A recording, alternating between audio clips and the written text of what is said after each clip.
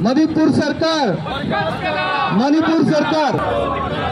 झालेल्या भगिनींच्या अत्याचाराचा आपणा सर्वांना ठाऊक आहे की मणिपूर या ठिकाणी जी काही हृदयद्रावक घटना घडलेली आहे त्या घटनेचा निषेध करण्यासाठी ज्या ठिकाणी मणिपूरमध्ये आपल्या ज्या भगिनींना निवस्त्र करून त्यांची धिंड त्या ठिकाणी काढण्यात आली, ही जी गोष्ट आहे ती कुठलीही जाती धर्माच्या बाजूने नव्हे तर ती एक अत्यंत अमानवीय अशी घटना आहे।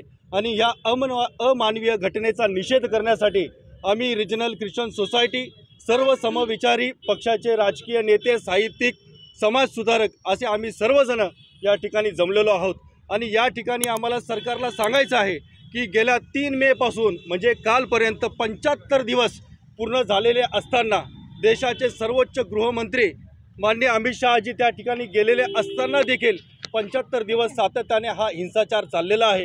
परंतु तो हिंसाचार तर चाललाच होता, परंतु जो काही काल व्हिडिओ त्या ठिकाणी प्रसारित झाला, तो व्हिडिओ प्रसारित झाल्यानंतर मात्र सर्वांच्या हृदयाला अत्यंत दुःख झालेलं आहे।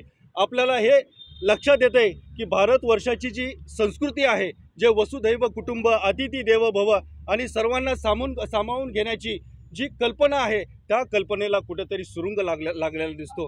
महात्मा गांधीजींचा देश, डॉक्टर बाबासाहेब आंबेडकरांनी बांधलेलं संविधान असं सर्व काही असताना या ठिकाणी एकात्मतेचं एक भंग झालेला आहे। आणि या सर्व गोष्टीचा निषेध करण्यासाठी सर्व जाती धर्मातले लोक या ठिकाणी माझे बंधू भगिनी आलेले आहेत। आणि सरकारला आमचा इशारा आहे की ज्या नराधमांनी या गोष्टी घडून आणलेल्या आहेत त्यांना तुम्ही योग्य न्याय द्या।